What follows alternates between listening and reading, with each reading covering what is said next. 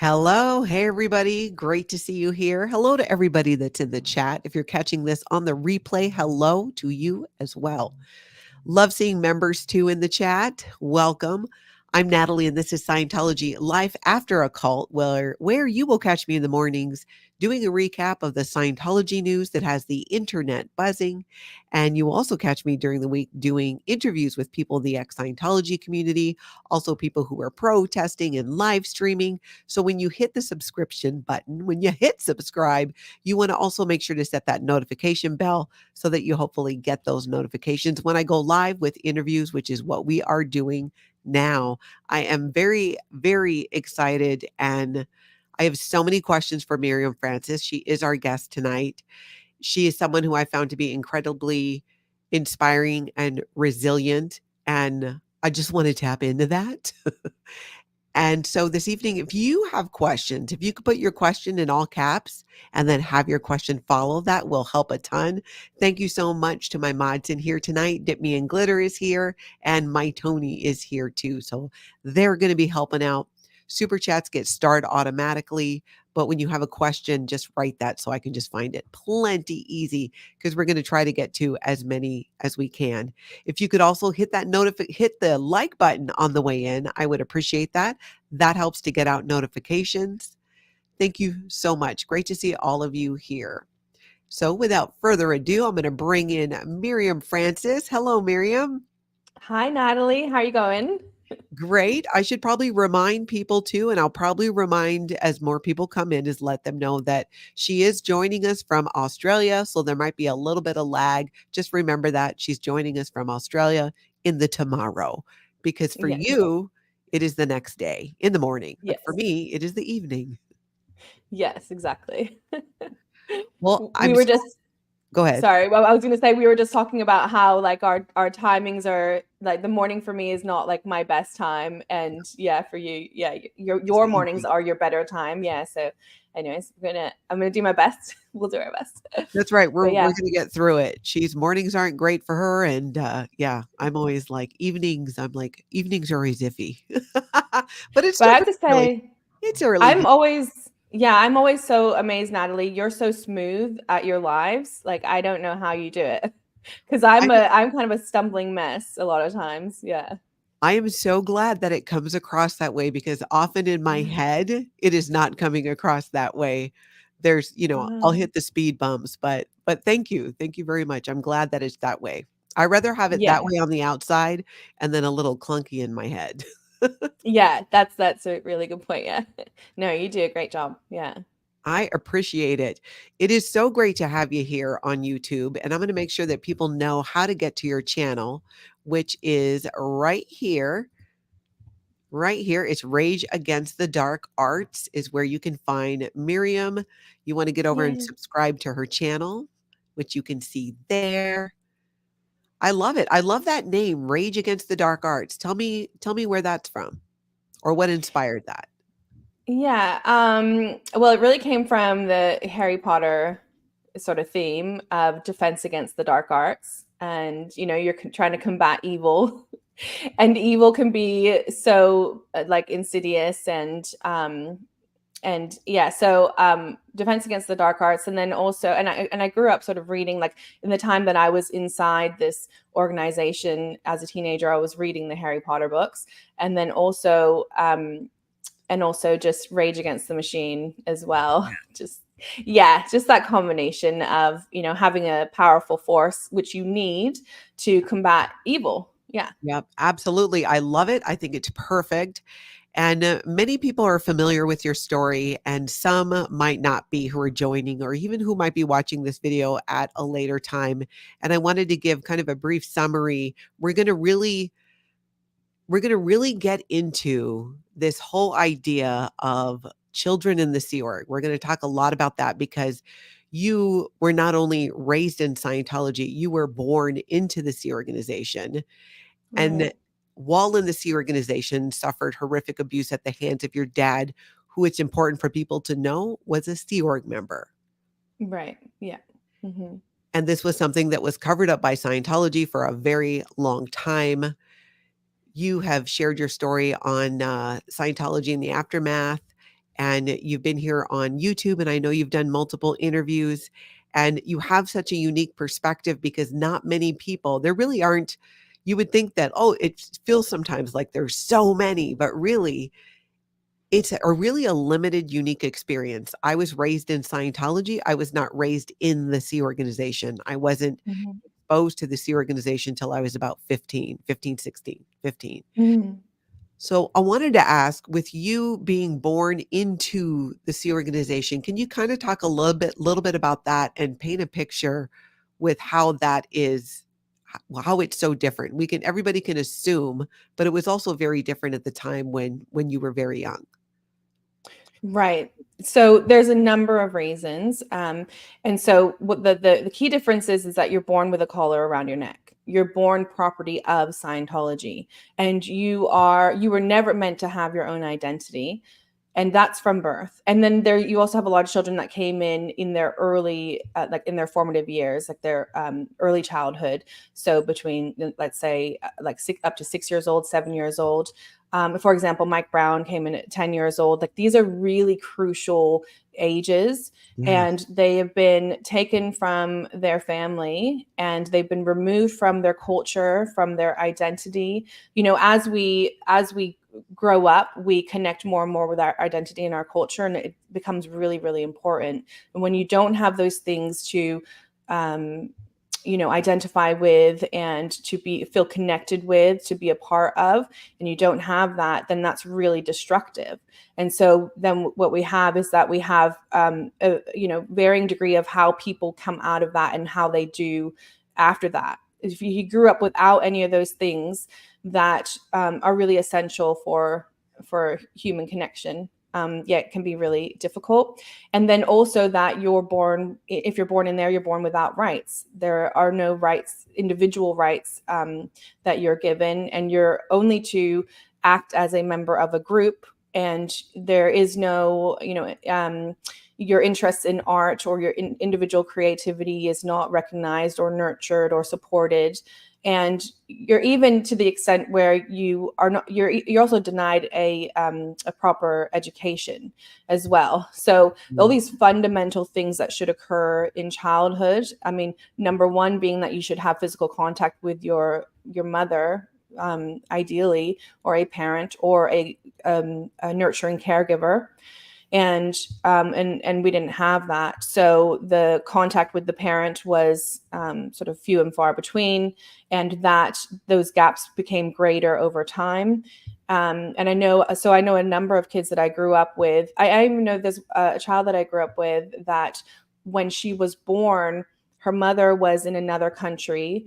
She dipped over to the country, put the newborn baby into, so this is between like Denmark and I'm going to say France or something. Mhm. Had the baby, left the baby in the childcare, the quote childcare, which is not actually childcare, it's just where they kept the children and the babies. And then she left the country. And this was often the case. And so throughout, like, for example, I've gained access to my mother's passport records, and there was a whole time period where I didn't even know she wasn't even in the same country as me, because I was in this child system. Right. So you have, I mean, that was when, so there's actually a number of times where we were separated. So I've talked about previously the, in Australia, when she originally left for an extended period of time, she relocated to the US when I was 3 years old. And I wasn't reconnected up with her until 1990, when I was 6 years old. And so, but then after that, there's, in her passport records, there's 1993, there's a huge gap. There's several trips that she does overseas where she's away extensively for months. One that's nearly a year. Actually, I think there's one in there that's like a year and a half. And I didn't even realize that she wasn't even in the country. Wow. Yeah. So these are the later years. Yeah. So this is like, yeah, throughout my childhood. And that's not even that's her being out of the country. That's not even like just when, because she was in a confidential location at the international, executives location in Hemet. And as a child growing up, I wasn't allowed to know where she where she lived. That's right. Yeah. Children were not allowed to know their parents' location, especially if it was one of the confidential bases. where Yeah. Scientologists didn't know where they were. At least Yeah. not until Google Maps, but even then, they wouldn't necessarily know. It was crazy how many people outside of Scientology knew, but no one in Scientology. It sounds like you've been able Right. to, having the access to your mother's passport, that you've really been able to fill in a lot of the blanks in what happened during those early years when you were, toddler, baby age up until 3. You're saying you were in Australia at that point. Right. So, yes. So in Sydney, both my parents were in the Sea Org when I was born. And so I was immediately placed into their, like, where they keep the babies there. Yeah. And so, yeah, up to 3 years old. And sometime around that time, after my mother had relocated to the US, my father then, because there's like this kind of accounting system, like, where and I don't know all the details of this, but I think, and also he had begun, the assaults had begun, so it might have been a combination of things. But then he left the Sea organization, for like the following years until we moved in 1990 to the US. And so there's, when I was saying an accounting system is, so he's one parent and he has 3 children, which then they're having to feed, right, and provide, provide for. So then that system says that, okay, well, you're not producing enough, you don't have 2 parents here, the production value is not equal to, you know so there was always. And so later on, then, when being a child growing up in the US from 1990, there was always like that accountability of, well, you need to be worth what we're providing you, the food that we're putting into your mouth, the Exactly. clothes that we're putting on your back, and, yeah, the roof over your head. You need, and like, you learned that from an early age, that you needed to earn that. Yeah. Exactly. Love is very conditional in Scientology. And even as children, that expectation that you are in exchange, which is a concept that I saw got abused so much in Scientology, but even with the children is, Right. I mean, I don't know about you, and I still struggle with it, but I was well into adulthood after leaving Scientology. I would even safely say probably it took 10 years after leaving Scientology till I realized that my worth was not only what I could bring to a group and what I could produce. I didn't even realize that I was still holding on to that. And you're so right. It's instilled in Mhm. children in Scientology from the very beginning. You're a big being in a little body, and you're expected to be in exchange with your parents. And Mhm. but they take it to the next level. They make it this extremist concept because, of course, as kids grow up, right, they learn chores and responsibility. That's kind of the natural thing. But in Scientology, even with young children, and it really struck me what you said, because it's like a 1-for-1 is the expectation. How much formula Mhm. are you taking up? How much food are you taking up? And you need to be Right. able to give that back to the group. Mhm.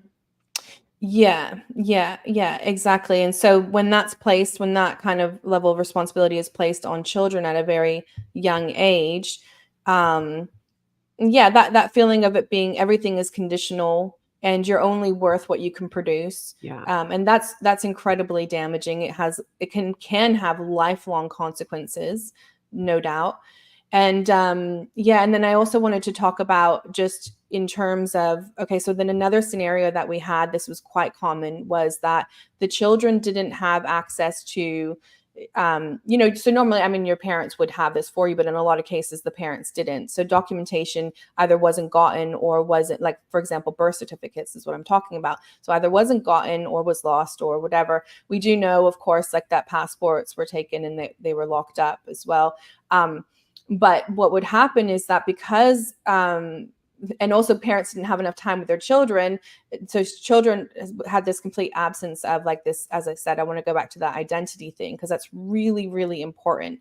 In a lot of cases, we didn't even know the correct spelling or of our names. Like, I didn't know that I had a middle name for a long, long time. And because my mother also didn't have my birth certificate, so she couldn't be like, oh yeah, this is your name, and so the parents, when they when they joined this system, they were just like, oh, it doesn't matter. And in doing so, they destroyed the children's identities. It's like, Mhm. this doesn't matter because a body is a body, and this is just this lifetime, and everything's minimized. What you're doing is you're minimizing the life of a child. It's incredibly, incredibly destructive. Some children do not survive that. Some children did not survive this system. So back to just in terms of the identity, and so for example, Catherine Spolino, and I go to this example. She wrote The Bad Cadet. I grew up with her, and like we were talking about, we touched on resilience earlier. It really is a story of resilience, and what I loved about her book was that there's a lot of subtlety in there. Like my story, there's like some really harrowing, it's like really dark, and I'm still not sure, like, how do you put that into a book and for people to read? It's like, oh my gosh. But what Catherine's story told was it really shone through these really common elements, that the things that she struggled through, and some of it is absolutely horrific. I mean, gut wrenching. But what I want to say is, it's not like a punch in the face. It's this real, like, human, subtle, like, her storytelling is amazing. Mm.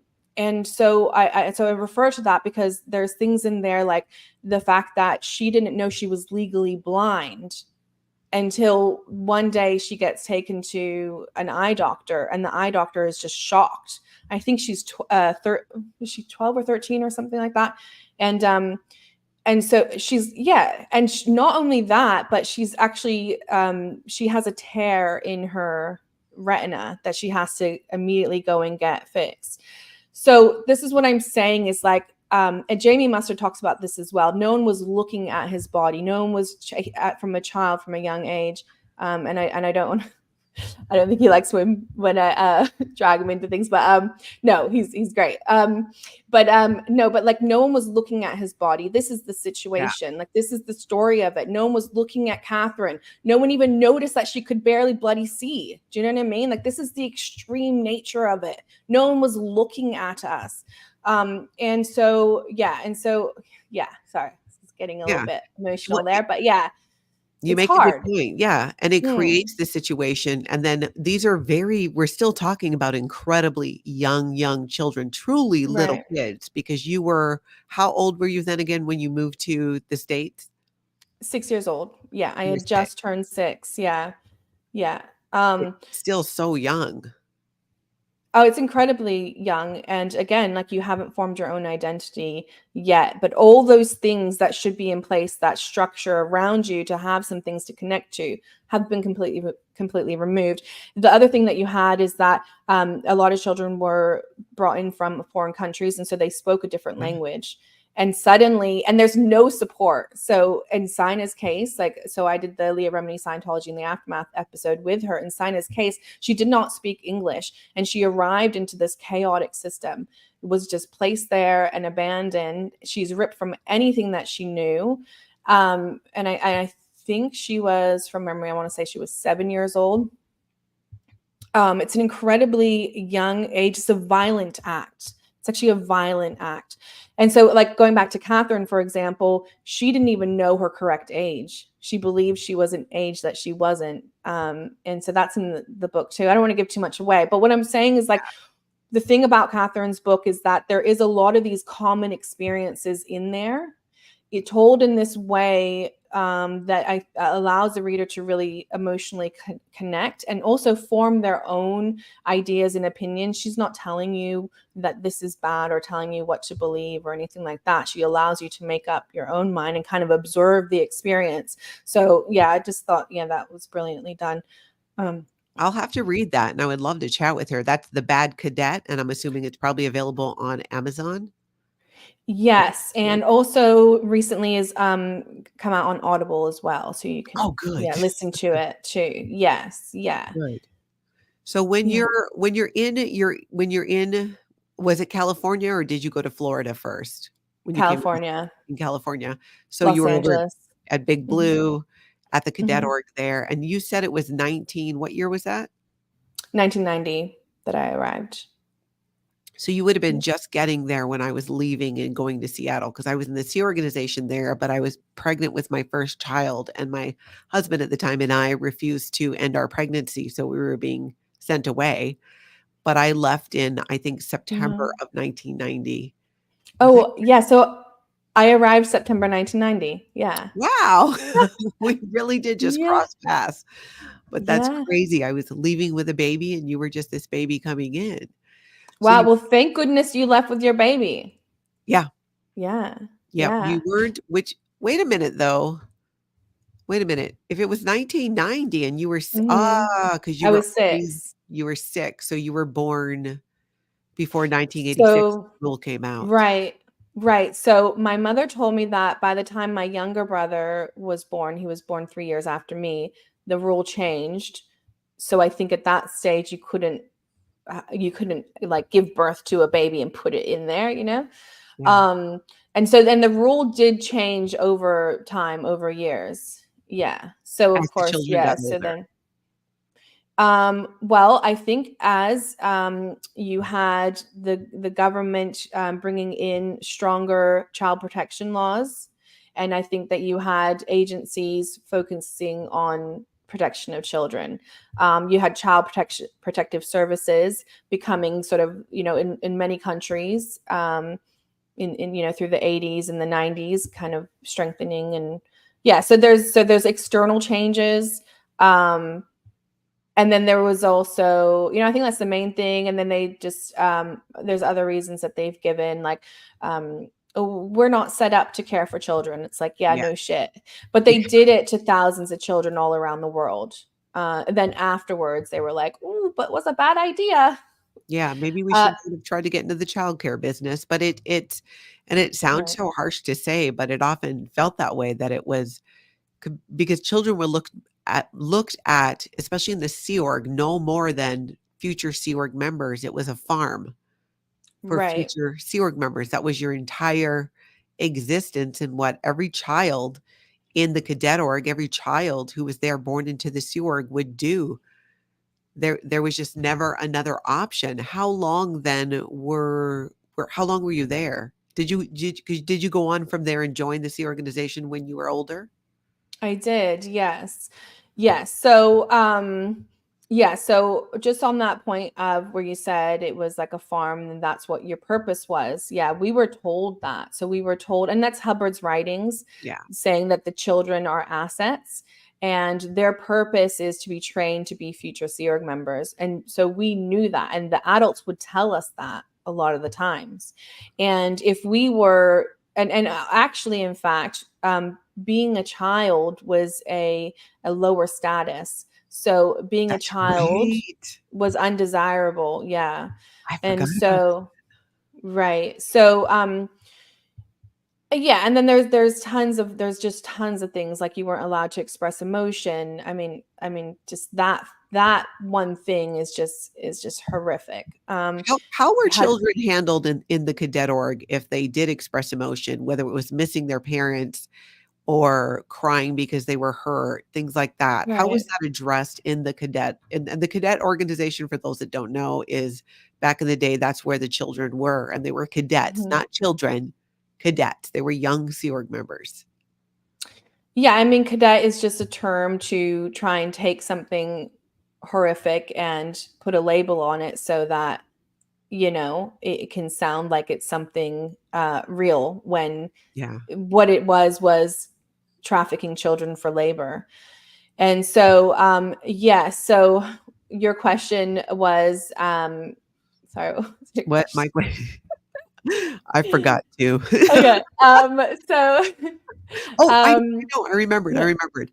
It was how did the adult or adult in charge of the children yes, in the right. cadet org, how did they correct the children if the children were showing what in the real world is appropriate emotion, but in Scientology and the Sea organization, it's called misemotion if you're crying or Mhm. you're upset or you miss your parents.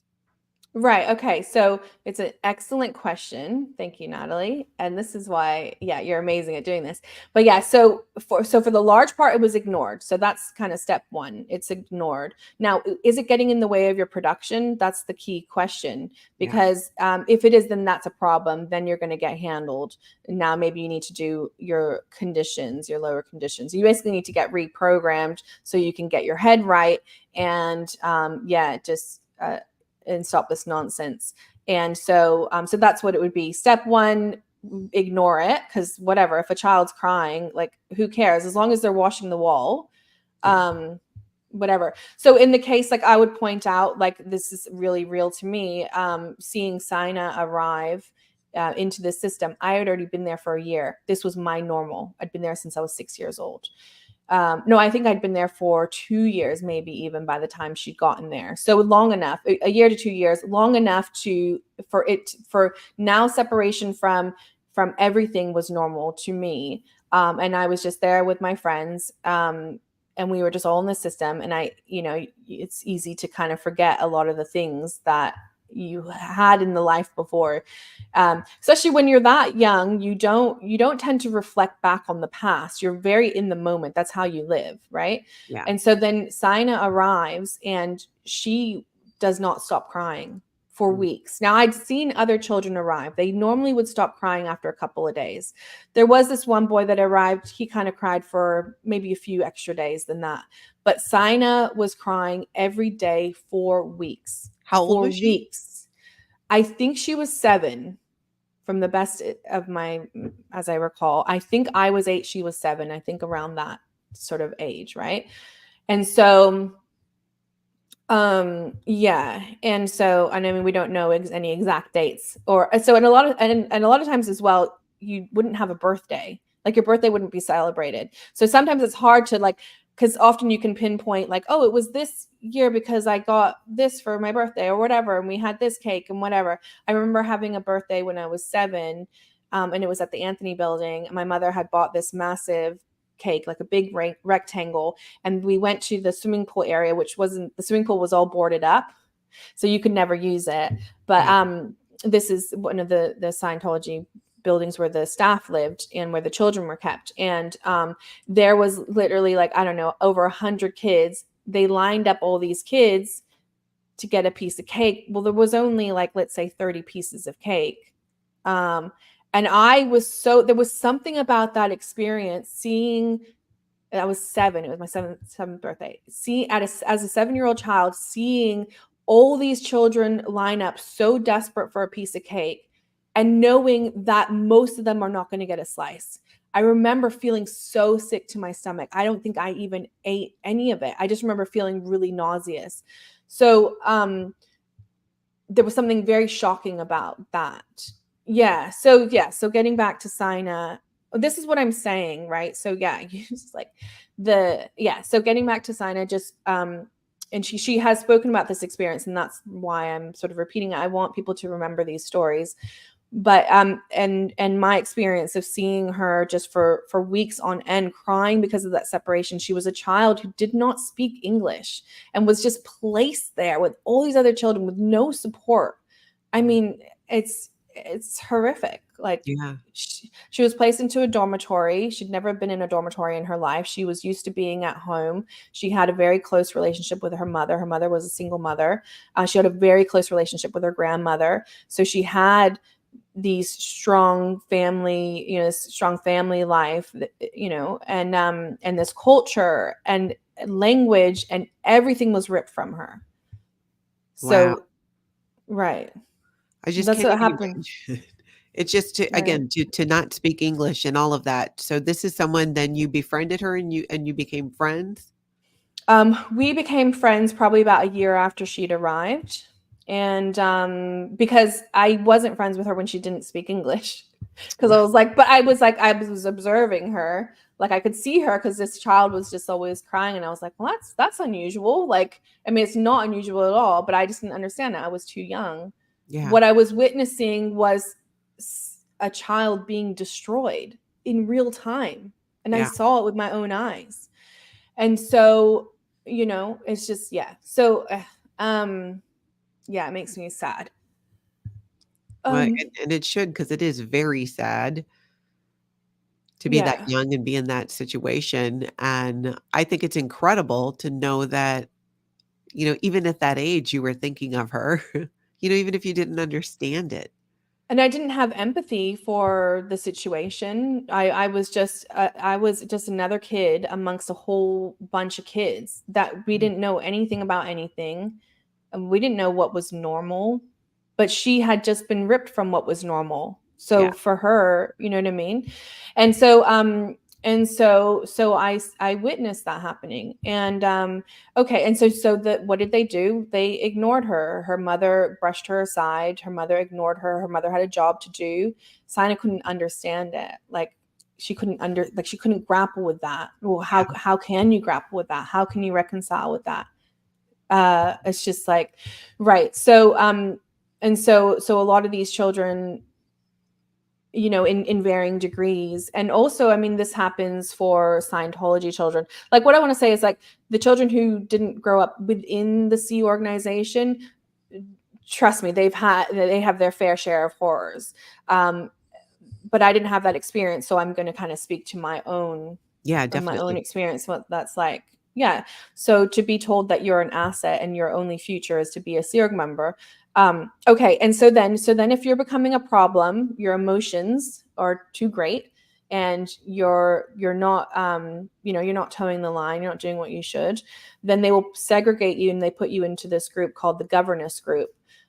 Later on, they had a group called the Ethics and Correction Group, or the ECG for short, which was, and then at times they have like the children's RPF, but the ECG, or the Ethics and Correction Group that I was on, I think I was 12 years old, um, 12, 13, around that age, and yeah, and that was based on the RPF. Yeah, so same system as the RPF. So Which yeah, so they'd have these is crazy. programs, I right? remember that, and for anyone that doesn't know, the RPF and the Sea Org was the Rehabilitation Project Force. It was like the Gulag. It was the punishment camp where you got sent to be punished and for reprogramming. And in the Children's Cadet Org, as Mirriam is saying, they had their own version of that for young children. So you're saying you ended up at 12 on the Ethics and Correction. What was it called?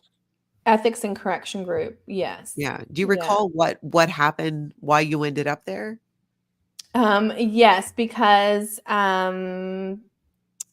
it might, so they had a bunch of us write our overts and withholds, which is our transgressions, things that we did that are considered wrong or bad, or things that we didn't tell. So Yeah. we did something wrong or bad and we didn't tell somebody. We had to write that down.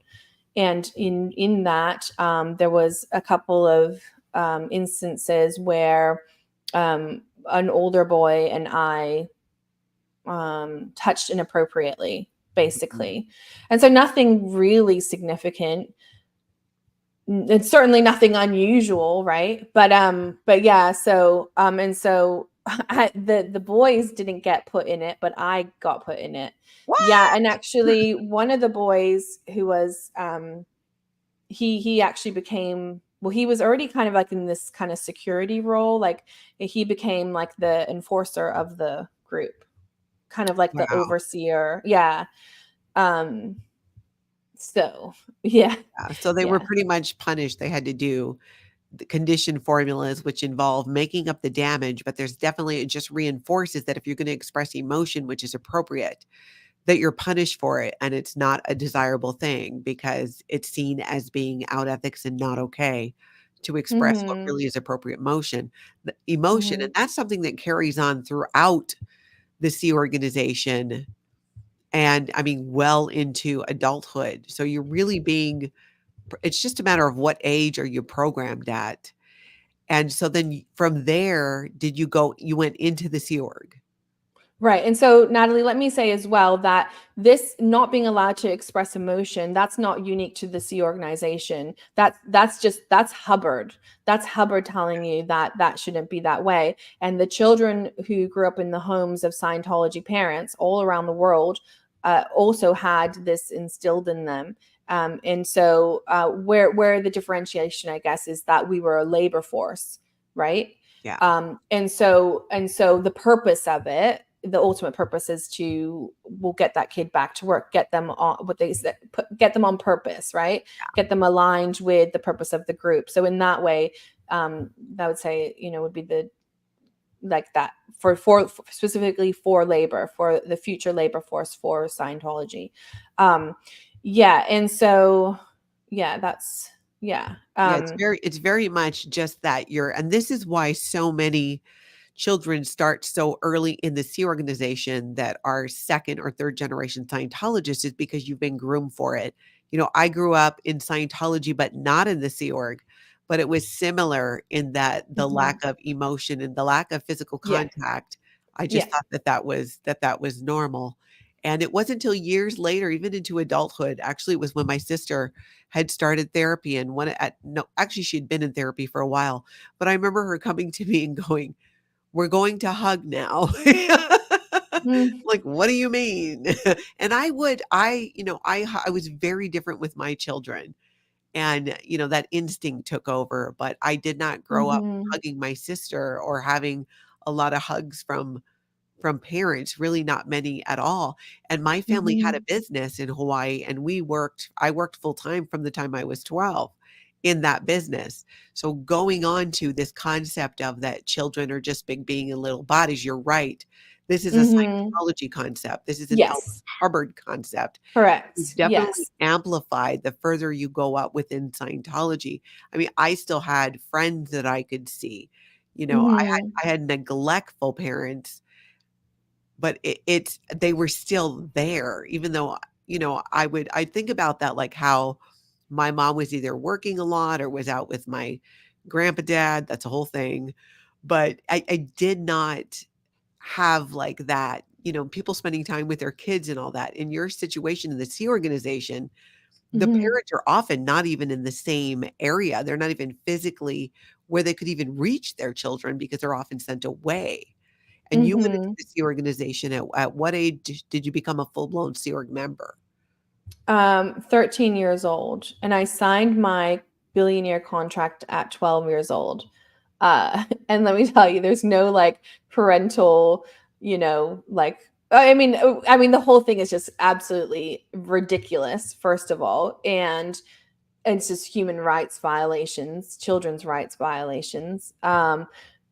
It's like there's no, yeah, there's no there's no sense that you can, look at it in any other way. But yeah, um so then 13 years old was in the C organization. Yeah, and so the thing is as well, so this programming, I just want to touch on there. So it is, yes, it's prolific through the whole child experience, through Scientology, and really at whatever level, as you said, like, and so we have things like in the what is it called, children's Dianetics, Children that children's Scientology. It's in the Hubbard lectures, where he talks about the fact that society has it all wrong. Society thinks of children as these dear little cute things, when in fact they are, as I said, assets. They should be used as such. And so his thing was like, yeah, there's so much twisted logic to it, but yeah, and so then you have parents who are being co-opted, mentally co-opted by this system, and and they have a responsibility to their children, and then it's on them that they chose to abandon these children into this system, and they should be held accountable for that. All these parents, all these children, these Scientology children parents at whatever level, need to look at what they did to these children, what they subjected to them, the psychological harm, the physical harm, the abuse, like all of it. Need to look at this and yeah, recognize what their children have been through, and you know because it's like, okay, because the thing is, it's like there is this expectation that these children should have, um, grown into these super capable adults. Well, you strip them of everything that they needed in order to be that way. yeah, And exactly. not everyone survived. Not everyone survived that experience. So yeah, it's really, yeah, it's really, really tough. Yeah. Yeah. So you go into when these kids then go into the C organization, it's very much like, okay, this is, what you've been set up to do. This is what you've been trained to do. By then you're Right. so well indoctrinated into controlling your emotions, into not having a normal reaction to things that would be deemed inappropriate in any other Mhm. setting. And you're Mhm. put into doing not even adult jobs, things that never should be being done in Scientology or anywhere for that matter. And I know that because of the more people who talk about their childhood in Scientology, and especially in the C organization, it's so enlightening because Mm. I left Scientology 13, 14 years ago. And so much of my focus has been on more, the leaving process and when I was in the Sea Org and even growing up, but I still didn't see so many things as abuse until Right. much later, and honestly, I didn't even realize we were trafficked until I met Mhm. literally Serge. I never looked at it like that. So much of it, Yeah. and I know that that is often the way that's how parents looked at it, and Mhm. many of them, some of them have had that realization since that what happened was abusive, because it's one thing to leave and get away from it and no longer be in a Scientology environment or practicing it, but to Mhm. fully, when you talk about healing in that process, part of that I came to realize is recognizing and putting a correct label on what happened. And Mhm. I know that I don't need to tell you this, I'm saying it more for other people. That is so big, and sometimes it is so hard because I don't know about you, and I wanna hear your answer to this. I know with things that happened to me, where now I understand that I was a victim in a situation and then I became a survivor, Mhm. didn't realize, like, I never saw it as being a victim in a situation or that there was something that would make me a survivor later. I didn't see it that way until later. What was your experience in processing that? Yeah, first I want to say, Natalie, I mean, all of that makes complete sense. And first of all, because you weren't allowed to be a victim, so how could you recognize that? You didn't know that you had the right to be a victim, and we didn't know that we had a lot of these rights. So in order to understand or recognize abuse, you have to first understand rights. Yes. Right. Okay. So that's significant. And because we didn't grow up believing that we had rights, then yeah, and so then how can you recognize the abuse? It was our normal. It was our normal. It was what we were used to. And so you had to come out of that, as I did, to then look back and then recognize it and see it. And that takes some time. And language is really important because the language, everything was flipped around, and so there's that difficulty as well. And so you had to learn, as I did, learn the proper words for things to describe it. And so yeah, so I mean, Hubbard was just very clever in that way. He just switched it all around. And like, it's very kind of reminiscent of 1984, George Orwell's this language flip, like war is peace, freedom is slavery. It's Yeah. very much was like that, and is still today, because all of the Hubbard writings is the foundation of that.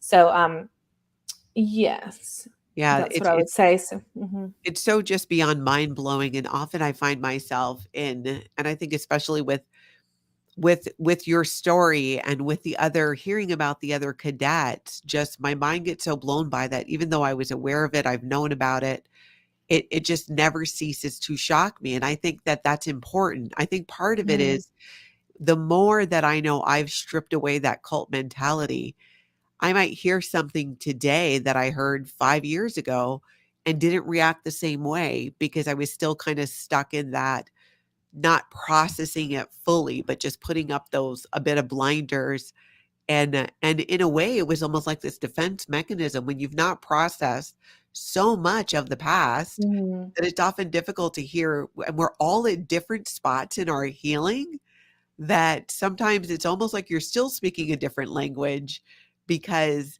sometimes people aren't ready to accept that what happened was abusive and was wrong, and all of that. There's so many different parts of it. And I've heard you talk about how this idea with children's rights and this being such a global movement. We're specifically, Mm-hmm. we talk about Scientology and the Sea Org because that was our shared experience. But Mm-hmm. worldwide and all over, there's a movement to raise awareness about the rights of children and to protect children. And Yes. tell me more about that, because you really kind of opened my eyes about to that too, that wow, she's right. These are, I think it's so much better covered up in Scientology by nature of its insidiousness. But this happens to children all over. And how do you see those voices coming together? You sharing your story even beyond this community, I hope is something that you do, because there are so many other children out there in this world, and it's going to Mm-hmm. help so many kids and so many adults who've been through that. So how do you see all of that coming together? Yeah, I think it's been an evolution that's been increasing over time. This allowance for, because previously, so let's go to like 60s, 70s, um, there's so much stigma and people weren't really telling their stories. Now we have a lot of storytelling, so that really helps. So Yeah, let's say over the last um, few decades, especially, and public interest and that sort of thing. So you've got this evolution. Now we had a huge evolution with women's rights yeah, specifically, right? And so women were able to get the rights that they should have had in and to have some equality. Well, the same recognition needs to be had for children in a unified way. And so the United Nations attempted to do that. They created the Convention on the Rights of the Child, and so it was this attempt it's a very real thing, that they put together these basic rights of children that need to be recognized, and so that's been ratified by every country in the world except for the United States. So the United States is a huge sort of like battlefield for the rights of children. So in talking about Scientology in the United States, that's also like because it's the main bases are there, the headquarters and everything like that really yeah. functions out of and is managed out of the United States. That's really important. The highest number of these children that went through these systems was in the United States. And so, but you've got this huge like, how do you, it's a huge thing to tackle. You've got a country that doesn't uniformly recognize rights for children.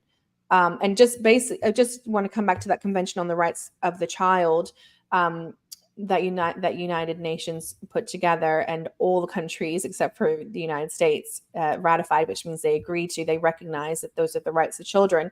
A number of the stipulations in there, or a number of the points in there, is about like, do not separate a child from their parent. Wow. So if you recognize, and it's in there in a number of different ways, and so we see that in divorce courts. Well, I know, like in Australia, we always look at the best interest of the child.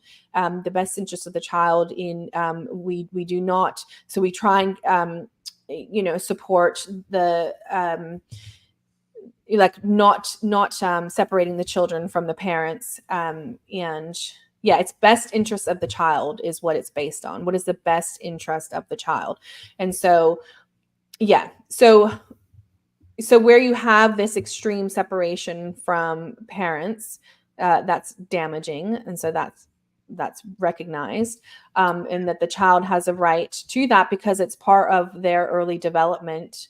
And yeah, and just so the fact that this should be, it's coming along, and we're seeing a lot of movements. It's been coming along for some years, but it really needs a greater unification, like this global recognition of children's rights, that we can all come together. Because how do we protect the next generation if we don't address what's happening to the current and the past generations?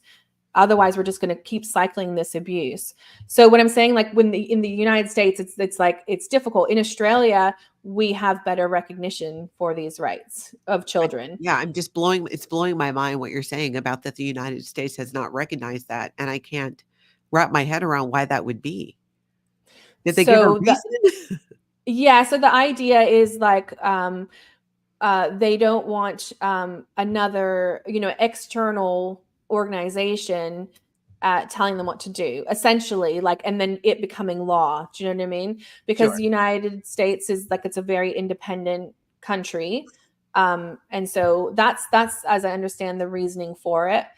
Um, It's yeah. just And that then they you've got, what to do. yeah. But it's like, come on, can't we all agree Yeah, can we all some agree big on this? things? Right. And I mean, in the United States, you also have child trafficking. It's not, just Scientology. I mean, Yeah, there's horrors going on over there all the time. Um, and I talk about the US because that's where I grew up. Like that's where I spent, a majority of my childhood was yeah, there.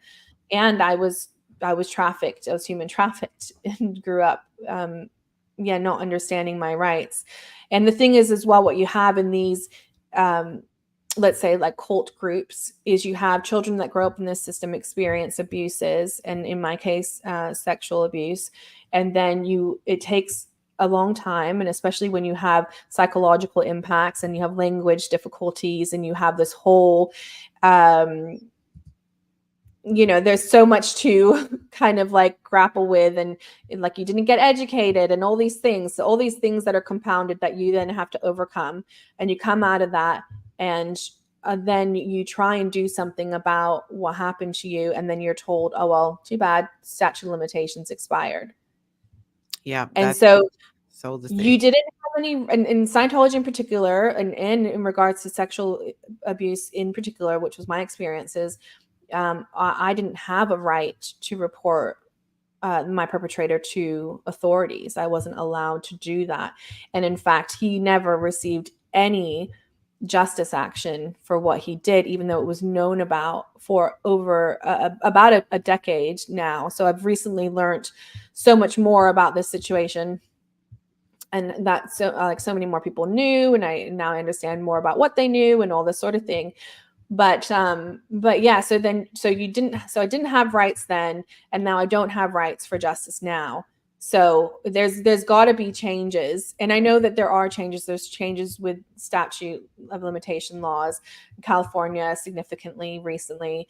But it's like, yeah, it's a Yeah, difficult yeah, it's a difficult thing to overcome. But yeah, so we have to recognize we have to come together, and there's all these global movements. We have now what I was going to touch on is that it's coming out through the arts. It's coming out through storytelling. It's coming out through documentaries. It's coming out through like filmmaking. That's how it's coming out. That's how we're going to make the changes. So you don't necessarily need so for example, in my case, like I don't necessarily need to have the state of California convict my father, who's my perpetrator. I can still make some really great changes if I do my storytelling through art or through being vocal, or there's lots of different ways. So and that's why I want to encourage that as like kind of like a, a light at the end of the tunnel. yeah. But you can make these huge cultural changes. That's what we're seeing more and more of. Yeah. Very much so. We're seeing that across the boards with Scientology as a whole and abuses and human trafficking. There's just so many more people standing up and going, "No, we're not doing this. We're not tolerating this." And I Hmm. agree with you so much on that. That storytelling and being willing and able to be able to do that. Gana'a, I think that's how you say it, is a great question too, Miriam. How do you manage being a parent now? Do you overcompensate sometimes? I'm asking because I do. I admire your strength. How do I manage being a parent now? Look, I think most of us are like pretty busy parents. So yeah, I don't look, I'm just like, I think I'm just like anybody else, but I will say that, I still struggle with my trauma every day. It's always in the back of my mind. It's like it haunts me. I suffer from insomnia. I can't, I have trouble falling asleep. So I have other impacts, is I guess what I want to say, that make sort of the day to day difficult. But you just do the best that you can, and that, I would say, is like anybody else. I'm not unique in that way. You do the absolute best that you can with what you have.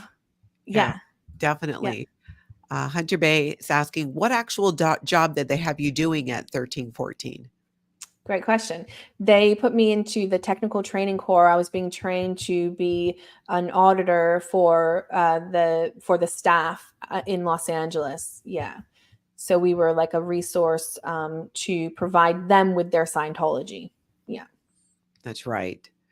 Linky Lou's asking, what are the differences in experiences of children currently in the cult of Scientology versus your Oh, experiences, if any? Big love to you, Mirriam. okay. Great question. Um, so there's still a lot of similarities, and what I want to say is like that, particularly on the psychological impacts, the damages, the emotional damages that are being done, that's all the same.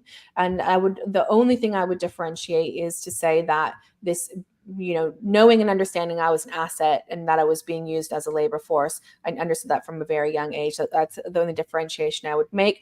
But I think that all of those other harms are present, and also they are being kids are still being put into these systems. But I don't know what the age is. It might be 15, where they can start working for the organizations. Yeah, I'm being just not sure, a certain. full-time Sea Org member. And I just wanted to pop up again so people remember to go to Rage Against the Dark Arts and subscribe to Miriam's channel. She Thank you. was not able yet to, she can't stream, what do you call it? Double streaming, how we're doing on her channel yet. I know some people were looking for it. They wanted to go over there and watch it on your channel, but you would I expect know. you couldn't do I'm so sorry because I completely blanked on the fact that I needed to set this thing, hit this button so that it takes 24 hours before I can go live. And yeah, I'm sorry. I just completely blanked on it. My life is super busy outside of doing the YouTube stuff. So then I just have like, when I have this like tiny little bit of time, I'm like, okay, then I put my attention on YouTube, and yeah, that's just exactly, so exactly. apologize, but I'm getting my shit together, guys. I'm so sorry. Well, uh, it just means that they just want to be able to support you and learn more. yeah, I So love that.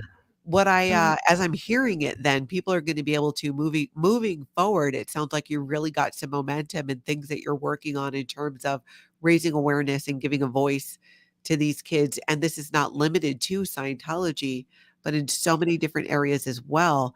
Would it be, is there, so through your YouTube page, is that the best way for people to connect with you? okay, let me say this. Yes, so you can connect with me through there. My email address is on there too. But let me say, like, I'm just one person with some limited time. Yeah. What I would love to see is that I mean it's incredible, this SPTV environment. But I want to point out there is the Children of Scientology YouTube channel, but there's also the website as well. And if you guys can just keep an eye on that website, because there's some documents, and now that's mainly Christy Gordon. There are other what we say, like, sort of second generation, so the children that grew up in it contributing. And I want to point to that because that's more of a collaborative effort of children's stories in this. Like, I'm just one person. I have one, my story, and Yeah. and I don't think that's it's never going to be enough, is what I'm saying. Like, I don't think that my story is enough to do anything. What it takes is, it takes the collaboration. It takes listening to other children's stories and hearing them. And again, I want to point to, I'd love to see more stuff done through the arts, through literature, through music, through visual arts, and all that sort of thing. But yeah, so Children of Scientology, and I want to point to that because of that collaborative effort, and because there's going to be documents and that sort of thing that I would like for people to pay attention to on the website. They're working on that and building that out. But and so yeah, Yeah, they should that's be what able I to, you would should be say able to about that. find it there. It just showed you guys flash the page there, Children of Scientology. be sure to subscribe there and connect with them because, like you're saying, there'll be more, opportunities for people to be able to help out. Like you're saying, different documents they're going to host and all that. I think that's fantastic. I Yes. And so, right. And so then, so what can people do so that it's like, and there's already this fantastic, amazing, incredible, supportive audience that we are so lucky to have, people paying attention to what's happening. I mean, that we can't do anything without that. It's incredible. And yeah, and so that's I'm very very thankful for that. But the other thing that we can do is we can write to our local representatives, our local government representatives, and we can forward these stories on as well. And we can say, like, look at the harms that are being done. And this harm, it doesn't stop because it's in Hubbard's writing.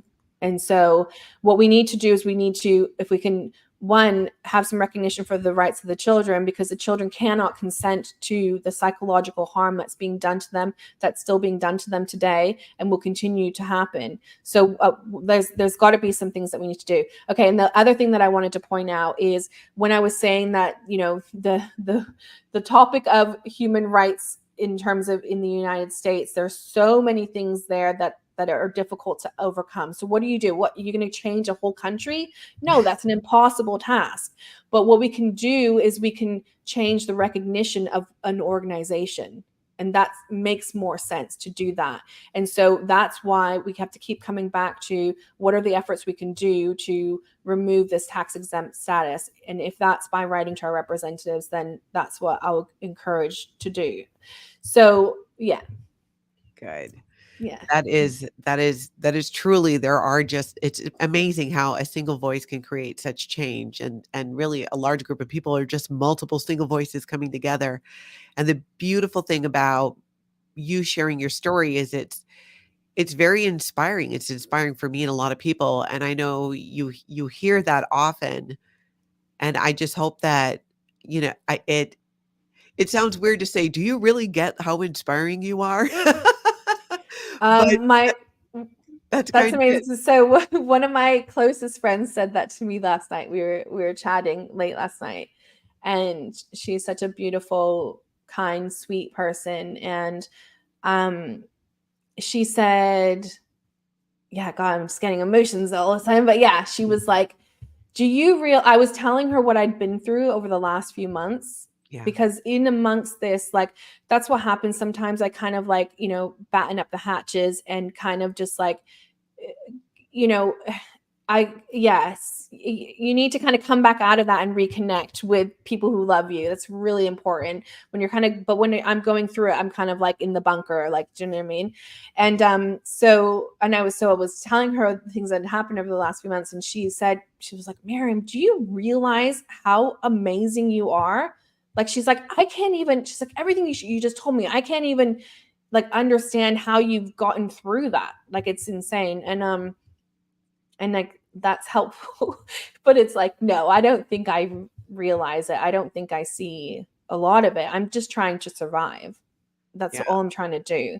And I think it's really important for me. What is very linked in with my survival is truth telling. And so because those two things are so closely linked, then sometimes sometimes life's hard. Yeah. Yeah.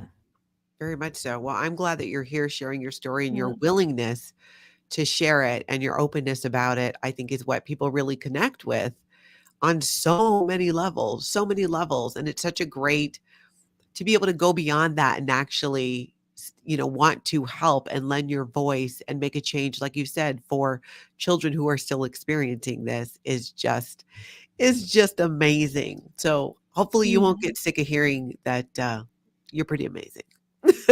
Thank you. I You are appreciate as well, Natalie. You Thank are a you. survivor. Thank Yeah, you're you. doing amazing. And what you're doing every single day is incredible. And this storytelling, as we've said, it's so important. And you're giving a voice every time you cover these stories, every time you sit down with someone and have an interview with them, you're adding their story, you're allowing them to add their story and support and help them do that. So it's really necessary, and it's an important thing to do.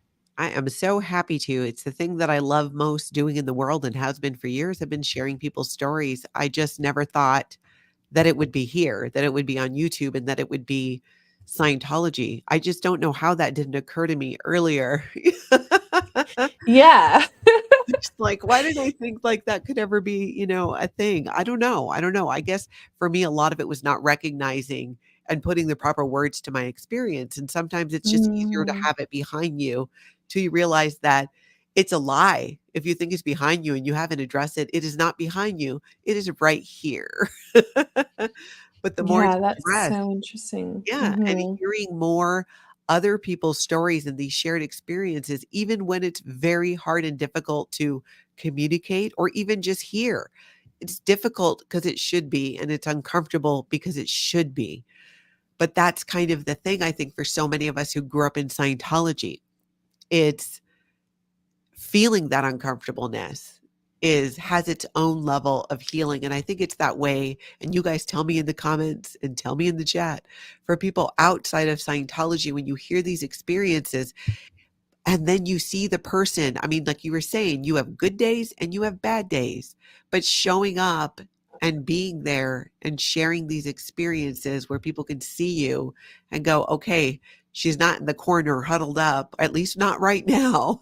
She's able to do it and share this. And I think that's the inspiring part. And my hope always with all of this is that people, whether they've been in Scientology and that's the source of their trauma, or they've never been in Scientology but they're here for it and they have their own trauma. And I think it helps them too to look at it and go, okay, she got up and she put her pants on today. I can do that too. That's that Mhm. whole, I think, example. And what I know I love seeing and what keeps me going, it's people in the Mhm.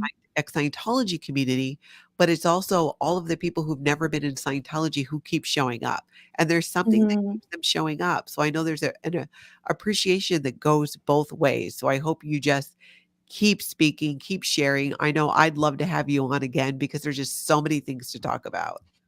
Well, what I want to just say real quick too is that we really need to recognize the absolute luxury that we have in today's society. You go back to the children who were growing up in the 60s and 70s, even the 80s, and prior to that, even and of course, like I grew up in the 90s. But what I want to say is that we have the ability to tell our stories on these global platforms. When you go back some decades and people couldn't talk about this to their friends. That's true. You know That's what I very mean? true. That's a really good point. So we have to kind of like recognize that privilege and take advantage of it. We are so fortunate. We are so lucky. We have so much freedom in telling our stories. And I mean, even just in terms of Scientology, Yeah. we know that we're not going to be absolutely destroyed Yeah. if we tell our story. So the consequences are not as grave. And so we're very, very, very fortunate. And I want to say that to if anybody is thinking about, been on this fence, because I know what that feels like. Well, because it's like once I cross that line, if I tell my story publicly, I do want to encourage you that if that's something that you're thinking about, to do that and maybe reach out to someone like Natalie. Now there's so many options that we have available to us, but Natalie's a great person to talk to and feels really relaxed, and you can go at your pace and that kind of thing, or decide what you want to talk about. And so yeah, we're so fortunate to have that. Let's celebrate it. Let's take advantage of it. Yeah. Yeah, let's do it. I love that. Thank you so much for doing this, especially with the time difference and everything else. I know that Yeah, we'll chat thank about you. something again soon together because like I said, there's a lot to cover and I have like so many more questions and I know we'll get to it. So, and I wanted to thank everybody for being here as well who are in the chat and like the video if you can. And please be sure to subscribe to Mirriam's channel, Rage Against the Dark Arts, and also to Children of Thank you. Scientology. Those are ways that you can support this and continue to show support for people who are using their voices to expose this topic and not just limited to Scientology either, to make change all over the place. Hmm. We all start where we are and drop that pebble in right there where we are. So thank you, Yeah. Mirriam. Thank you, everybody else, for being here. We are going to wrap up. You hold on just a second, though. Okay. Thank you, Okay. everyone. I really appreciate your time. Thank you. Yes. And thank you for being here. Everybody else, I will see you in the morning for the recap, 8 a.m. Central Time. In the meantime, I hope you get out there and have an amazing cult free day.